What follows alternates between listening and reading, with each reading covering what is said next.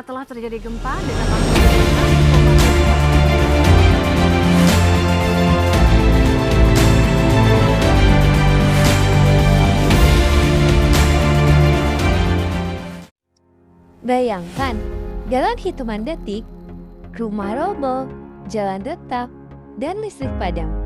Inilah yang terjadi saat gempa bumi mengguncang wilayah Banten beberapa tahun yang lalu. Bencana bisa datang tanpa peringatan, tapi kita juga bisa lebih siap.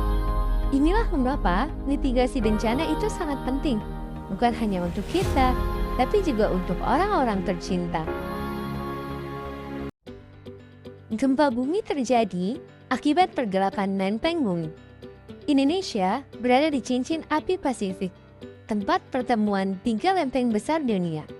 Ketika lempeng saling menekan dan akhirnya melepaskan energi, terjadilah getaran yang kita sebut gempa. Gerakannya bisa vertikal ataupun horizontal, dan dampaknya bisa sangat merusak. Sebelum gempa datang, ada beberapa hal penting yang bisa kita lakukan. Yang pertama, perkuat bangunan rumah dengan struktur yang aman. Selanjutnya, pastikan barang berat tidak tergantung di dinding. Dan siapkan tas siaga, berisi makanan, air, obat, senter, dan juga dokumen penting. Saat gempa terjadi, jangan panik. Lakukan langkah ini. Yang pertama, segera jatuhkan tubuh ke lantai. Kedua, lindungi kepala dan leher di bawah meja atau benda kokoh. Ketiga, pegangi meja sampai guncangan berhenti. Setiap rumah dan sekolah harus punya rencana evakuasi. Tahu di mana pintu keluar, titik kumpul, dan juga rute terdekat ke tempat aman. Simulasi seperti ini harus dilakukan secara rutin, karena saat gempa datang, waktu kita hanya sedikit. Halo, assalamualaikum kak. Waalaikumsalam. Iya, kita ngobrol-ngobrol sebentar ya kak. Perkenalkan dulu nih, aku Karna Lestari sama rekan aku. Iya, nama saya Divani.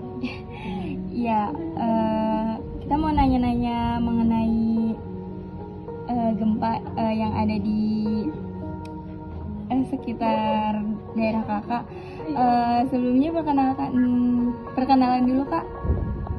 Nama aku Tasya dari Lebak.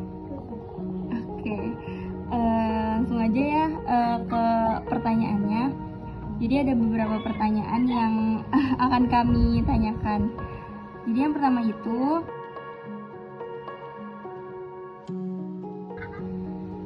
Waktu itu saya sedang berada di lokasi, tepatnya saya lagi nugas waktu itu, dan tiba-tiba kayak terasa goyangan yang kuat.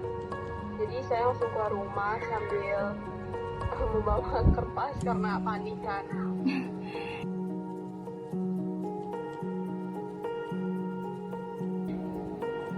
Rumah di sana, terutama lokasi saya itu mengalami kerusakan cukup parah. Banyak retakan di dinding dan atap, juga sebagian roboh. Tapi saat ini kami terpaksa tinggal mengungsi di rumah tetangga yang tidak terdampak.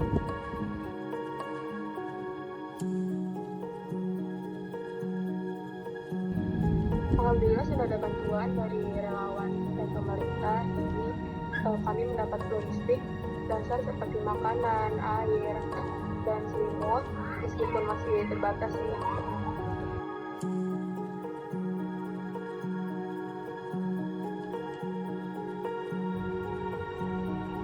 Dari saya sendiri sih, saya berharap bantuan bisa terus diberikan sampai keadaan kembali stabil di sini.